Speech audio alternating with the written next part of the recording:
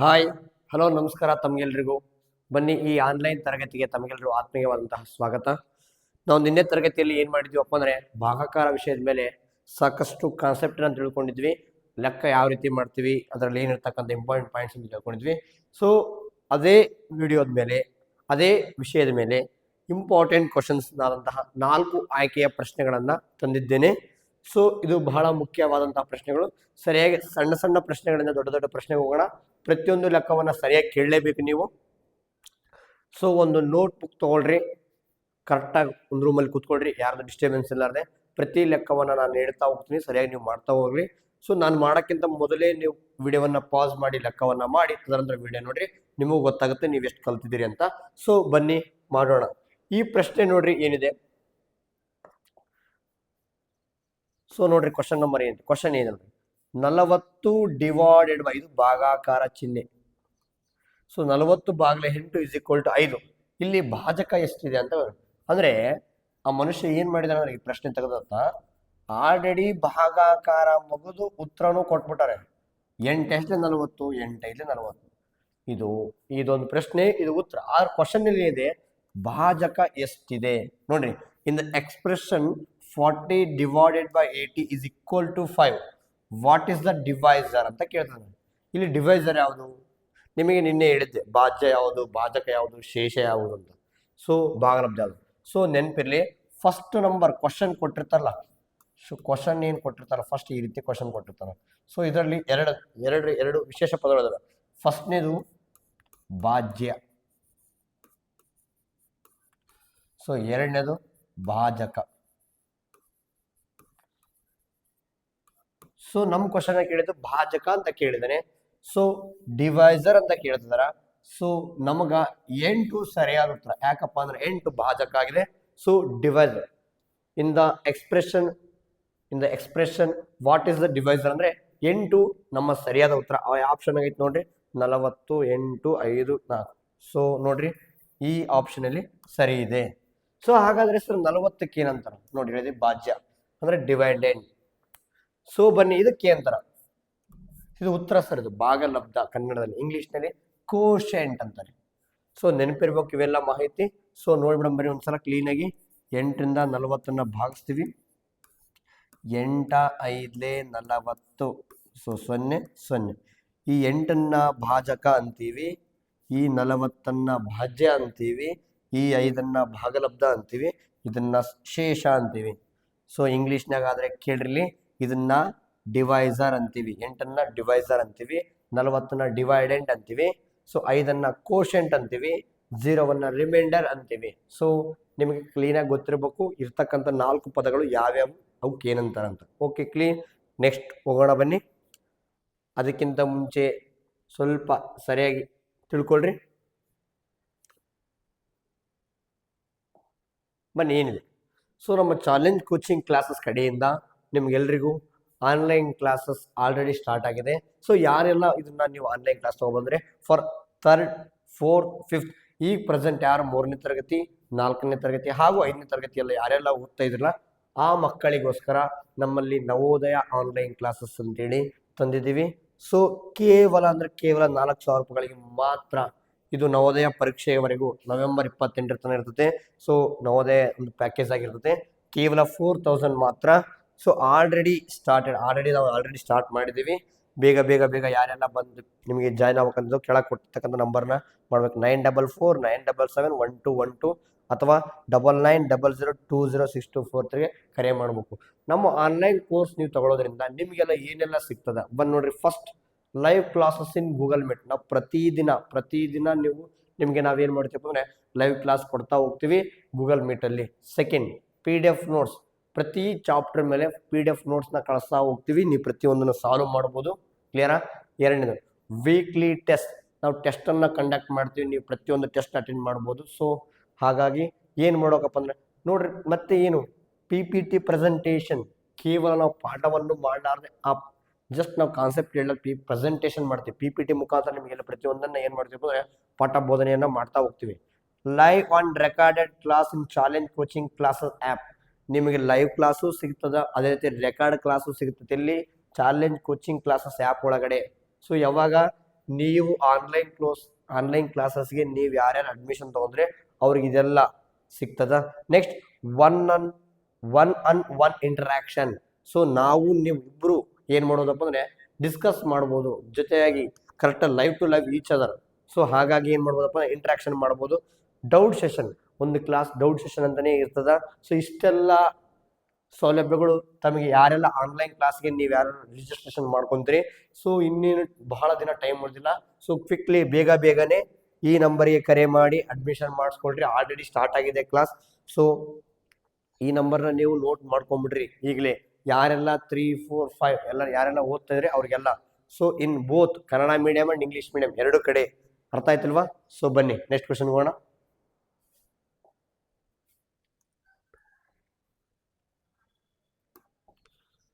So question ನೋಡ್ರಿ next ಏನೈತೆ, 25 divided by 6 is equal to 4. ಈ ಕ್ರಿಯೆಯಲ್ಲಿ ಭಾಜ್ಯ ಎಷ್ಟಿದೆ ಅಂತ ಕೇಳಿದ question. In the division expression 25 divided by 6 is equal to 4, what is the dividend ಅಂತ ಹೇಳ್ತಿದ್ದಾರೆ. ಅಂದ್ರೆ ಭಾಜ್ಯ ಎಷ್ಟು? ನಾನು ಈಗ ಜಸ್ಟ್ ಹೇಳಿದೆ 25 ಡಿವೈಡೆಡ್ ಬೈ 6. ಈ ರೀತಿ ಕ್ವಶನ್ ಕೊಟ್ಟರಪ್ಪ ಅಂದ್ರೆ ಇದು ಭಾಜಕ ಆಗಿರುತ್ತೆ, ಇದು ಭಾಜ್ಯ ಆಗಿರುತ್ತೆ. So dividend is 25. ಬನ್ನಿ ಆಪ್ಷನ್ ಒಳಗೆ ನೋಡ್ರಿ.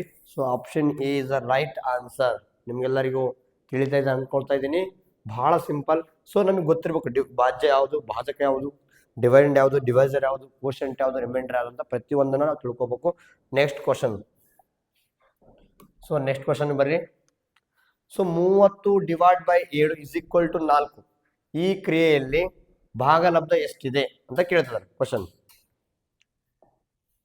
ಬನ್ನಿ ಭಾಗಲಬ್ಧವನ್ನ ನೋಡೋಣ. ಸೊ ಇಲ್ಲಿ ಲೆಕ್ಕವನ್ನು ಅಬ್ಸರ್ವ್ ಮಾಡ್ರಿ. 30 ಡಿವೈಡೆಡ್ ಬೈ 7, 7ರಿಂದ ಭಾಗಿಸಿದ್ರೆ ನಮಗೆ ಭಾಗಲಬ್ಧ ಎಷ್ಟು ಬರ್ತದ? ಆಲ್ರೆಡಿ ಅವ್ನು ಕೊಟ್ಬಿಟ್ಟಾನೆ, ಭಾಗಲಬ್ಧನೂ ಕೊಟ್ಟಿದ್ದಾನೆ.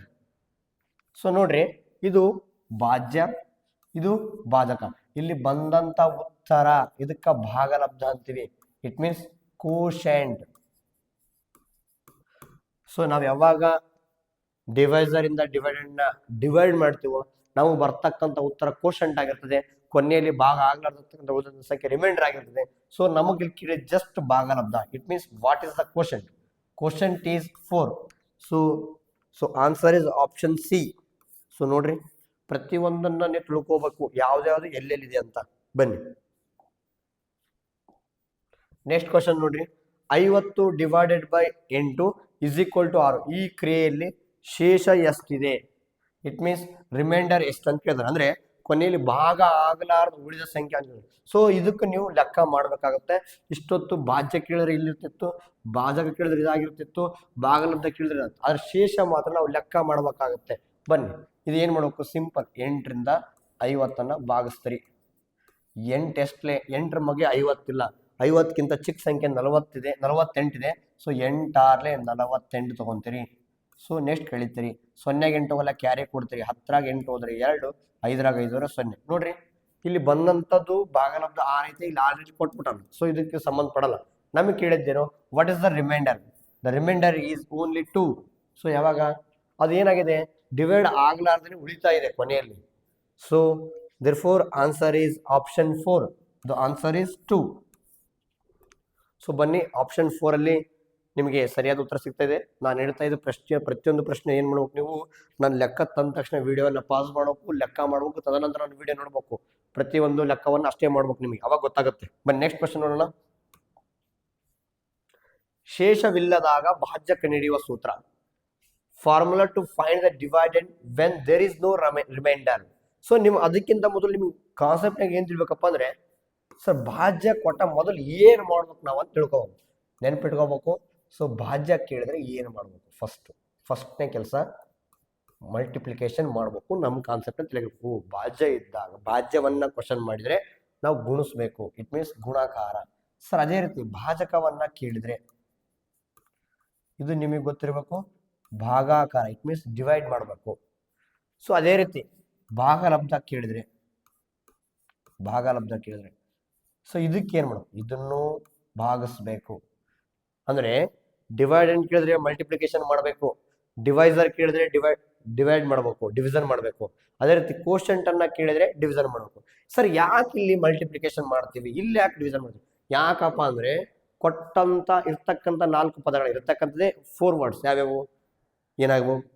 ಭಾಜ್ಯ ಇದೆ, ತದನಂತರ ಭಾಜಕ ಇದೆ, ತದನಂತರ ಭಾಗಲಬ್ಧ, ಇನ್ನೊಂದು ಶೇಷ ಅಂತ ಇದೆ. ಇವು 4 ಪದಗಳಲ್ಲಿ ದೊಡ್ಡದಿರೋದೇ ಭಾಜ್ಯ.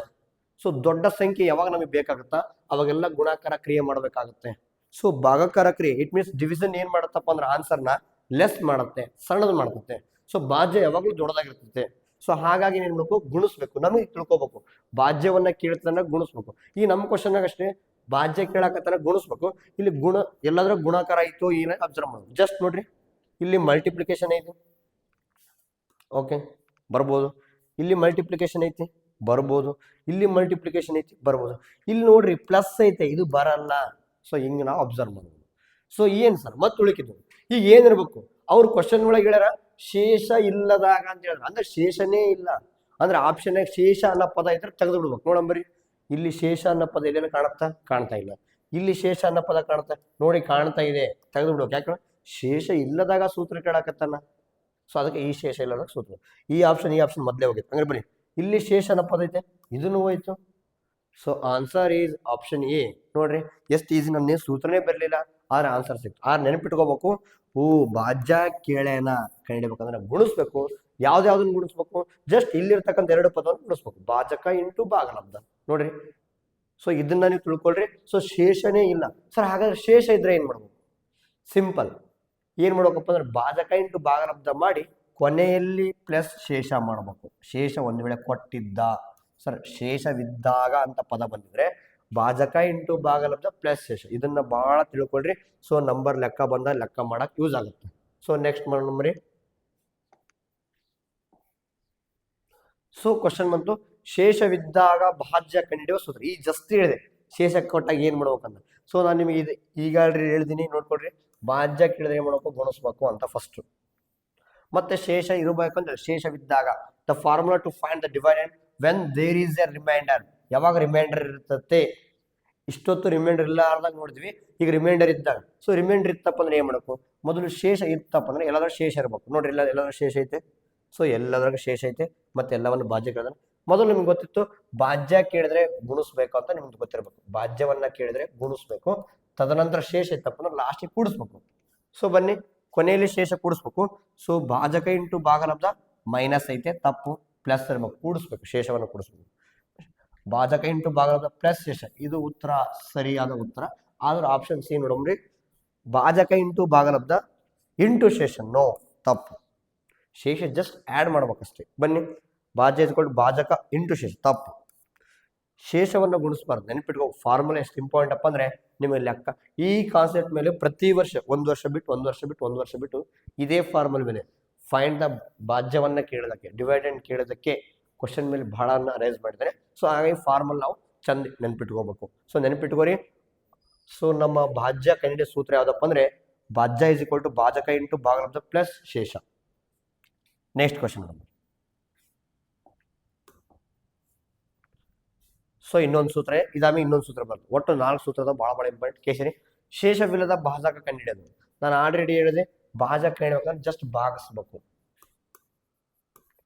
ಸೊ ಭಾಜಕ ಬೇಕಂದ್ರೆ ಭಾಗಾಕಾರ ಮಾಡಬೇಕು. ಮತ್ತೆ ಶೇಷ ಇರಬಾರದು ಅಂತ ಹೇಳಕತ್ತೀವಿ. ಬರೀ ಭಾಕಾರ ಇರಬೇಕು. ಬರೀ ಇಲ್ಲಿ ಭಾಕಾರ ಐತಿ, ಇಲ್ಲಿ ಇಂಟು ಐತಿ, ವೇಸ್ಟ್. ಇಲ್ಲಿ ಮೈನಸ್ ಐತಿ, ಮತ್ತೆ ಭಾಗಲಬ್ಧ ಐತಿ. ಆದ್ರೆ ಇಲ್ಲಿ ಭಾಕಾರ ಐತಿ, ಇರ್ಲಿ. ಇಲ್ಲಿ ಭಾಕಾರ ಐತಿ, ಇರ್ಲಿ. ಈಗ ಬರೀ ಶೇಷ ಇಲ್ಲ ಅಂತ ಹೇಳಕತ್ತಾನ, ಅಂದ್ರೆ ಶೇಷ ಇರಬಾರ್ದು. ಸೊ ಇದು ಓಕೆ, ಅದು ಮೊದಲ ಹೋಗೈತೆ ಆಪ್ಷನ್. ಇಲ್ಲಿ ಬರೀ ಶೇಷ ಐತಿ, ನೋಡ್ರಿ, ಅದಕ್ಕೆ ಹೋಯ್ತು. ಶೇಷ ಇಲ್ಲಾರ್ದಾಗ, ಸೊ ಶೇಷ ಇರಬಾರ್ದು. ನೋಡಂಬರಿ, ಉಳಿದಿದ್ದು ಒಂದೇ ಭಾಜ್ಯ ಡಿವೈಡೆಡ್ ಬೈ ಭಾಗಲಬ್ಧ. ಸರ್ ಒಂದು ವೇಳೆ ಶೇಷ ಇದ್ದಿದ್ರೆ ಯಾವ ಸರಿ ಆಗ್ತಿತ್ತು ಅಂದ್ರೆ ಈ ಆಪ್ಷನ್ ಸರಿ ಆಗ್ತಿತ್ತು. ಸೊ ಶೇಷ ಇದ್ದಿದ್ರೆ ಈ ಆಪ್ಷನ್ ಸರಿ ಆಗ್ತಿತ್ತು. ಶೇಷ ಇಲ್ಲ ಅಂತ ಹೇಳಿದ, ಹಾಗಾಗಿ ಆಪ್ಷನ್ ಸರಿ ಉತ್ತರ. ಶೇಷ ಇದ್ದಾಗ ನೆಕ್ಸ್ಟ್ ಕ್ವಶನ್ಗೆ ಮೋಸ್ಟ್ಲಿ ಶೇಷ ಇದ್ದಾಗ ಅಂತ ಕ್ವಶನ್ ಬಂದ್ರೆ ಶೇಷವನ್ನ ಮೊದಲು ಭಾಜ್ಯದಲ್ಲಿ ಕಳೆದು ತದನಂತರ ಭಾಗಿಸ್ಬೇಕು. ಸೊ ನೋಡಂಬರಿ, ಶೇಷವಿದ್ದಾಗ ಭಾಜಕ ಕಂಡುಹಿಡಿಯೋ ಸೂತ್ರ. ಶೇಷ ಇತ್ತಪ್ಪ ಅಂದ್ರೆ ಮೊದಲು ಭಾಜ್ಯದಲ್ಲಿ ಕಳೆದು ತದನಂತರ ಭಾಗಿಸ್ಬೇಕು. ನೋಡಂಬರಿ, ಭಾಜ್ಯ ಎಲ್ಲೈತಿ, ಭಾಜ್ಯದಲ್ಲಿ ಶೇಷವನ್ನ ಕಳೆದಿರಬೇಕು. ನೋಡ್ರಿ, ಭಾಜ್ಯದಲ್ಲಿ ಶೇಷವನ್ನ ಕಳೆದು ಭಾಗಲಬ್ಧ ಭಾಗಿಸಿದ್ದಾರೆ. ಸೊ ಸರಿಯಾದ ಆಪ್ಷನ್ ಅದೇ. ಸೊ ಇದರಲ್ಲಿ ಶೇಷ ಇಲ್ಲ, ಇದರಲ್ಲಿ ಶೇಷ ಐತೆ ಕೂಡ್ಸಕತ್ತಾರ, ತಪ್ಪು. ಶೇಷ ಕಳಿಬೇಕು, ಇಲ್ಲೂ ಅಷ್ಟೇ ಕೂಡ್ಸಕ ತಪ್ಪು. ಶೇಷವನ್ನು ಕಳೆದು ಭಾಗಲಬ್ಧ ಮಾಡಬೇಕು, ಭಾಗಿಸ್ಬೇಕು. ನೆಕ್ಸ್ಟ್, ಶೇಷವಿಲ್ಲದಾಗ ಭಾಗಲಬ್ಧ ಕಂಡಿಡಿ. ಸಿಂಪಲ್, ಭಾಗಲಬ್ಧ ಕಂಡಿಡದಲ್ಲೇ ಭಾಗಾಕಾರ ಮಾಡಂತ, ಡಿವೈಡ್ ಮಾಡಂತ ಅರ್ಥ. ಜಸ್ಟ್ ಡಿವೈಡ್ ಮಾಡ್ಬೇಕಂದ್ರೆ ನೀವು ಒಂದೆರಡು ನಂಬರ್ ಭಾಗಿಸ್ರಿ. ಸೊ ಏನ್ ಮಾಡ್ತೀರಿ, ಭಾಜ್ಯ ಡಿವೈಡ್ ಬೈ ಭಾಜಕ, ಇದೇ ಸರಿಯಾದ ಉತ್ತರ. ಜಸ್ಟ್ ಭಾಗಾಕಾರ, ಭಾಗಲಬ್ಧ ಅಂದ್ರೆ ಭಾಗಾಕಾರ, ನೆನ್ಪಿಟ್ಕೊಂಡ್ಬಿಡ್ರಿ, ಮತ್ತೇನಲ್ಲ ಹೊಸದು.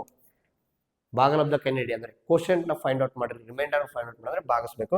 ಸೊ ಭಾಜ್ಯ ಡಿವೈಡ್ ಬೈ ಭಾಜಕ, ನಾವು ಎಲ್ಲರೂ ಯೂನಿವರ್ಸಲ್ ಆಗಿ ಭಾಗಾಕಾರ ಲೆಕ್ಕ ಮಾಡೋದೇ ಇದೇ ಫಾರ್ಮುಲಿಂದ. ಸೊ ಇದೇ ಫಾರ್ಮುಲಾ ಗೊತ್ತಿರಂಗಿಲ್ಲ, ಸೊ ನೆನಪಿಟ್ಕೋರಿ. ಸೊ ಭಾಗಲಬ್ಧ ಇಸ್ ಈಕ್ವಲ್ ಟು ಭಾಜ್ಯ ಡಿವೈಡ್ ಬೈ ಭಾಜಕ, ಸರಿಯಾದ ಉತ್ತರ. ಮತ್ತೆ ಆ ಆಪ್ಷನ್ ನೋಡಕ್ ಹೋಗ್ಬೇಡ್ರಿ, ಇದೇ ಸರಿಯಾದ ಉತ್ತರ. ಸೊ ಬರೀ ನೆಕ್ಸ್ಟ್ ಕ್ವಶನ್ ಬಿಡಮ್ರಿ. ಸೊ ಶೇಷವಿದ್ದಾಗ ಭಾಗಲಬ್ಧ ಕಂಡುಹಿಡಿಯೋದು ಯಾವ ರೀತಿ ಅಂತ ಕೇಳ್ತಾರೆ. ಸೊ ಬನ್ನಿ, ಏನ್ ಮಾಡ್ಬೇಕಪ್ಪ ಅಂದ್ರೆ ಭಾಗಲಬ್ಧ ಕಂಡುಹಿಡಿಬೇಕಂದ್ರೆ ಶೇಷ ಇದ್ದಾಗ ಏನ್ ಮಾಡ್ಬೇಕು, ಬರೀ ಏನಿದೆ ಆಪ್ಷನ್, ಭಾಗಲಬ್ಧ ಇಸ್ ಈಕ್ವಲ್ ಟು ಭಾಜ್ಯ ಮೈನಸ್ ಶೇಷ ಡಿವೈಡ್ ಬೈ ಭಾಜಕ. ಬರೀ ನೋಡ್ರಿ, ಒಂದ್ ಲೆಕ್ಕ ನೋಡ್ರಿ, 8ರಿಂದ 50 ಭಾಗಿಸ್ತೀರಿ.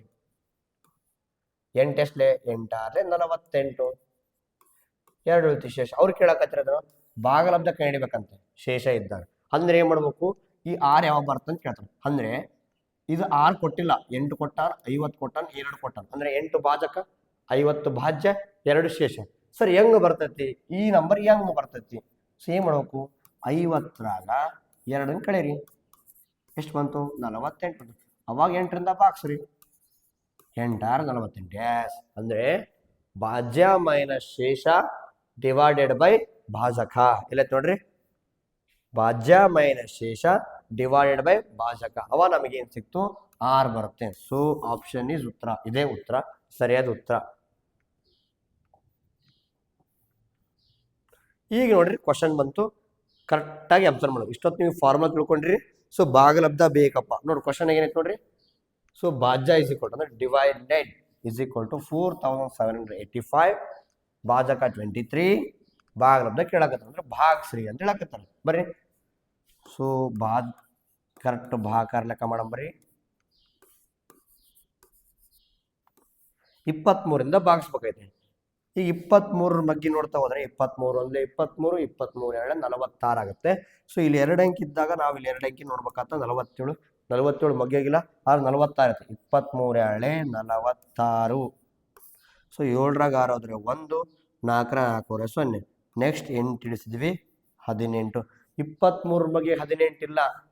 ಸೊ ನಾವೇನ್ ಮಾಡ್ಕೋ, 0 ತಗೋಬೇಕಾಗತ್ತೆ. 23 zeros 0, 8 - 0 8, 1ಗೆ 1. ನೆಕ್ಸ್ಟ್ 5 ಇಳಿಸ್ಬೇಕು ನೋಡ್ರಿ. 23 2 9 18 ಅಂದ್ರೆ 2 ಎಂಟ್ಲೆ ತಗೋ, 23 ಎಂಟ್ಲೆ ಚೆಕ್ ಮಾಡ್ಕೊಳ್ರಿ. 23 ಎಂಟ್ಲೆ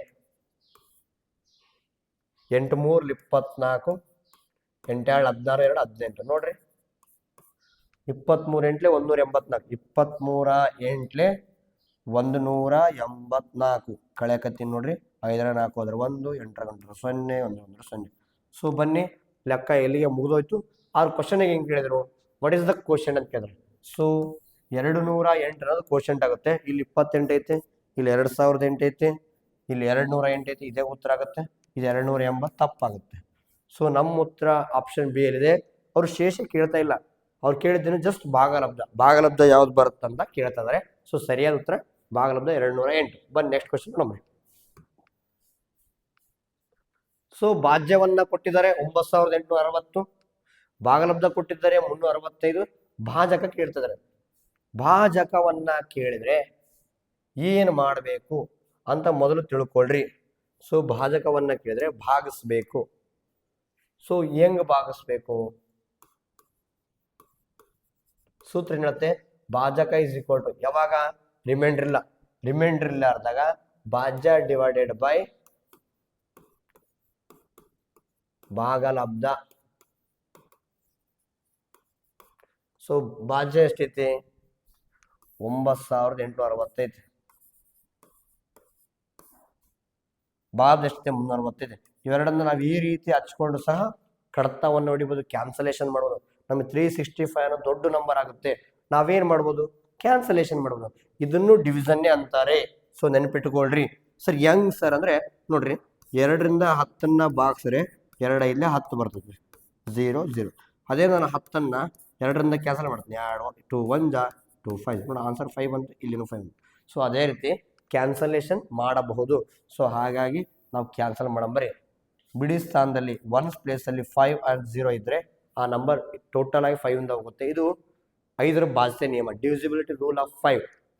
ಬರೀ 5 7 35,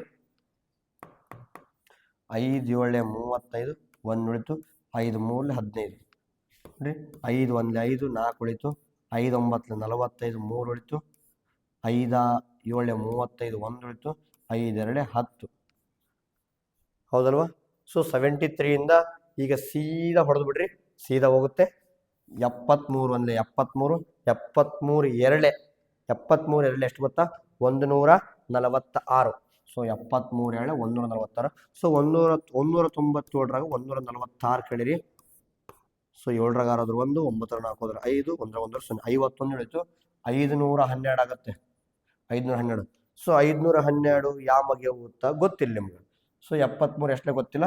ಸೊ ಆದ್ರೆ ನೋಡ್ರಿ 7 7 49 ಅಲ್ವಾ. ಸೊ 7ರಿಂದನೇ ಚೆಕ್ ಮಾಡಿ ನೋಡ್ರಿ, 73 ಇಂಟು 7 ಮಾಡ್ರಿ, 7 3 21, 7 49 49 ಪ್ಲಸ್ 2 50 51, 511. 7 3 21. ಸೊ ಇಲ್ಲಿ ನಾನು ಕರೆಕ್ಟ್ ಹೊಡೆದಿಲ್ಲ, 5 2 10 ಹೊಡೆದೀನಿ. ಓಕೆ, 73 7 1 ಉಳಿತು. ಅಂದ್ರೆ ನಮಗೆ ಅದು ಶೇಷ ಉಳಿತು, ಆದ್ರೆ ಪ್ರಾಬ್ಲಮ್ ಇಲ್ಲ. ಅವ್ರು ಹೆಂಗ್ ಕೇಳಿದಾರೆ, ಭಾಜಕ ಕೇಳುತ್ತಿದ್ದಾರೆ. ಭಾಜಕ ಸಾರಿ, ನಾವು ಬಂದಂತ ಭಾಜಕ ಎಷ್ಟು, ಜಸ್ಟ್ 27. ನಮ್ಮ ಆಪ್ಷನ್ 27 ಉತ್ತರ ಸರಿ ಆಗುತ್ತೆ. ಬನ್ನಿ, 28 26 29 27. ಸೊ ನಮ್ಮ ಉತ್ತರ 27. ಸರಿಯಾಗಿ ಅಬ್ಸರ್ವ್ ಮಾಡಿ.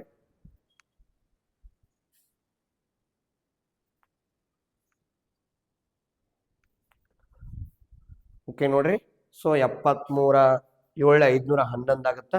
ಸೊ ಇಲ್ಲಿ 512 ಐತೆ, 73 7 ಹೋಗುತ್ತಾ, 1 ಉಳಿತೈತೆ. ಅದ್ರ ರಿಮೈಂಡರ್ ನಮಗೆ ಬೇಕಾಗಿಲ್ಲ, ಅವ್ರು ಕೇಳಿದ ಜಸ್ಟ್ ಭಾಜಕ ಕೇಳಕತ್ತಾರ. ಸೊ 27 ನಮ್ಮ ಉತ್ತರ ಆಗಿರ್ತದೆ. ಸೊ ನೆಕ್ಸ್ಟ್ ಕ್ವಶನ್ ನೋಡ್ರಿ, ಏನಿದೆ ಕ್ವಶನ್ ಒಳಗ ನೋಡ್ರಿ. ಭಾಜಕ 29 ಅಂತೆ, ಭಾಗಲಬ್ಧ 302 ಅಂತೆ, ಶೇಷ 7 ಅಂತೆ, ಆದ್ರೆ ಭಾಜ್ಯ ಕೇಳ್ತಾನೆ. ಅಂದ್ರೆ divisor 29, quotient 302 and remainder is 7 and find the dividend. So ಇಂಥ ಕ್ವಶನ್ ನವೋದಯ ಪರೀಕ್ಷೆ ಒಳಗೆ ಕೇಳೋದು. ಯಾಕಂದ್ರೆ ಭಾಜ್ಯವನ್ನು ನಾವು ಸಾಕಷ್ಟು ಬಾರಿ ಕೇಳ್ತಾರೆ. ಇದಕ್ಕೊಂದು ಫಾರ್ಮುಲಾ ಇದೆ. ಜಸ್ಟ್ ಏನು ಭಾಜ್ಯ ಕೇಳಿದಾಗ ಭಾಜಕ ಮತ್ತು ಭಾಗಲಬ್ಧವನ್ನ ಗುಣಿಸ್ಬೇಕು, ಬಂದಂತ ಉತ್ತರಕ್ಕೆ ಶೇಷವನ್ನ ಕೂಡಿಸ್ಬೇಕು. ಇದು ಫಾರ್ಮುಲಾ. ಸೊ ನೆನಪಿಟ್ಕೋಬೇಕು, ಭಾಜಕ ಇಂಟು ಭಾಗಲಬ್ಧ ಪ್ಲಸ್ ಶೇಷ. ಸೊ ಏನು, divided into quotient plus remainder ಮಾಡಿದ್ರೆ ನಿಮ್ಗೆ ಅವಾಗೇನು ಸಿಗುತ್ತೆ, sorry divisor into quotient plus remainder ಮಾಡಿದ್ರೆ ಅವಾಗ ನಿಮಗೆ ಡಿವೈಡೆಡ್ ಸಿಗುತ್ತೆ. ಬನ್ನಿ, 302ಕ್ಕ 23ರಿಂದ ಗುಣಿಸಂಬ್ರಿ,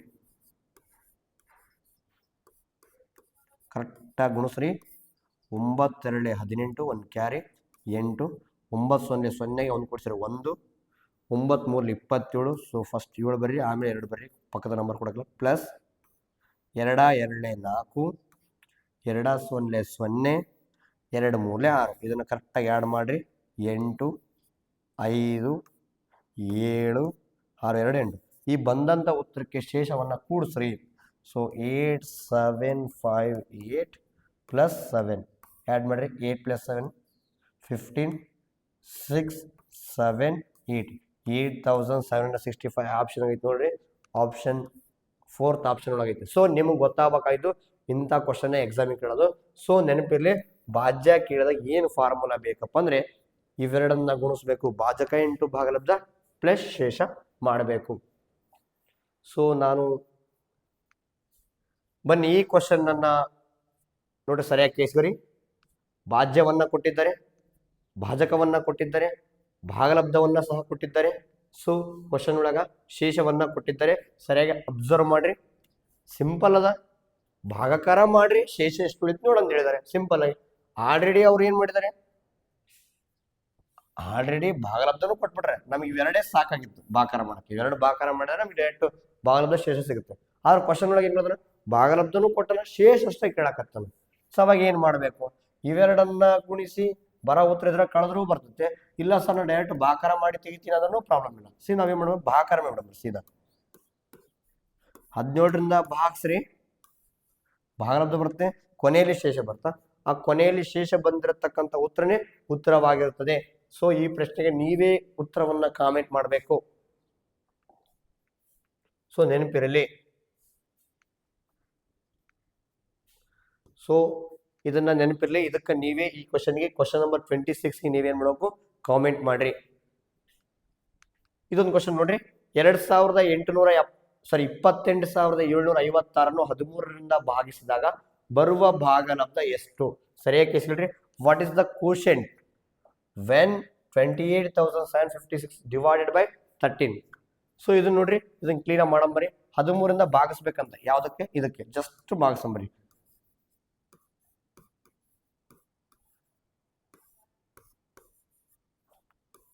ಹದಿಮೂರಿಂದ ಭಾಗಿಸಂಬ್ರಿ. ಇಲ್ಲಿ 2 ಅಂಕಿ ಐತೆ, ನಾವು 2 ಅಂಕಿ ತೊಂಬಿ 28ನ್ನ 23 28 ಇಲ್ಲ. ಸೊ 13 1 13, 13 2 26, 13 2 26.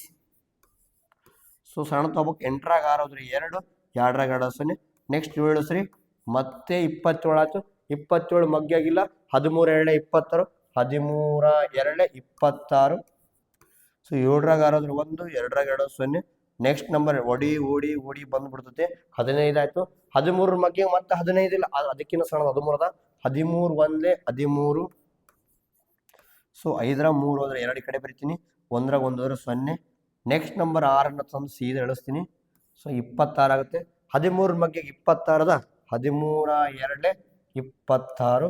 ಸೊ ನಮಗೆ ಗೊತ್ತಾಗ್ತಾ ಇದೆ ಆ ಉತ್ತರ ಇದ್ರ ಪಕ್ಕದಾಗೆ ಉತ್ತರ ಐತೆ ನೋಡ್ರಿ, 2 2 1 2. So therefore quotient is 2212. So ಮೊನ್ನೆ ಇಷ್ಟೊತ್ತು ನಾವು ಮಾಡಿದಂಥ ಪ್ರಶ್ನೆಗಳನ್ನ ಸರಿಯಾಗಿ ನೀವು ಗಮನ ಕೊಟ್ಟಾಗ ನಿಮ್ಗೆ ಏನು ಅರ್ಥ ಆಗುತ್ತಪ್ಪ, ಇಲ್ಲಿ ಏನು ಮುಖ್ಯಪ್ಪ ಅಂದ್ರೆ ಒಂದು ಭಾಜ್ಯವನ್ನ ಕಂಡುಹಿಡಿಯೋದು, ಒಂದು ಭಾಜಕವನ್ನ ಕಂಡುಹಿಡಿಯೋದು, ಒಂದು ಭಾಗಲಬ್ಧವನ್ನ ಕಂಡುಹಿಡಿಯೋದು. ಸೊ ಇವು 3 ಫಾರ್ಮುಲಾ. ಈ ರೀತಿ ಫಾರ್ಮುಲಾ, ಈ ರೀತಿ ನಿಮಗೆ ಕ್ವಶನ್ಸ್ ಈ ರೀತಿನೇ ಎಕ್ಸಾಮಿಗೆ, ನವೋದಯ ಎಕ್ಸಾಮಿಗೆ ಕೇಳತಕ್ಕಂಥ ಪ್ರಶ್ನೆಗಳಾಗುತ್ತೆ. ಸೊ ಹಾಗಾಗಿ ಸರಿಯಾಗಿ ಸ್ಟಡಿ ಮಾಡಬೇಕು. ನನ್ನ ವಿಡಿಯೋ ನಿಮ್ಗೆ ಹೇಗೆ ಅನಿಸ್ತು ಅಂತ ಕಾಮೆಂಟ್ ಮುಖಾಂತರ ತಿಳಿಸ್ರಿ, ಲೈಕ್ ಮಾಡಿರಿ, ಯಾರಿಗೆಲ್ಲ ಇಷ್ಟ ಪ್ರತಿಯೊಬ್ಬರು ಶೇರ್ ಮಾಡಿರಿ. ಹಾಗೆ ನಾನು ಹೇಳಿದ್ದನ್ನು ಮರಿಬೇಡ್ರಿ, ಆಲ್ರೆಡಿ ಆನ್ಲೈನ್ ಕ್ಲಾಸ್ ಬಗ್ಗೆ ಎಲ್ಲ ಹೇಳಿದ್ದೀನಿ. ಸೊ ಈಗಲೇ ಹಿಂದೆ ನೀವು ಏನು ಮಾಡಬೇಕಪ್ಪ ಅಂದರೆ ಕರೆ ಮಾಡಬೇಕು ನೋಡ್ರಿ. ಪ್ರತಿದಿನದ ನವೋದಯ ಪರೀಕ್ಷೆ ಗೂಗಲ್ ಮೀಟ್ ಆನ್ಲೈನ್ ಕ್ಲಾಸ್ಗಳಿಗಾಗಿ ಹಿಂದೆ ನೀವು ಕರೆ ಮಾಡಬೇಕು. ಆಲ್ರೆಡಿ ಸಾಕಷ್ಟು ಮಾಹಿತಿಯನ್ನು ನಿಮಗೆ ನೀಡಿದ್ದೇನೆ. ಓಕೆ, ನೆಕ್ಸ್ಟ್ ಕ್ಲಾಸಲ್ಲಿ ಸಿಗೋಣ ಮುಂದಿನ ಕಂಟೆಂಟ್ ಜೊತೆಗೆ. ಬಾಯ್.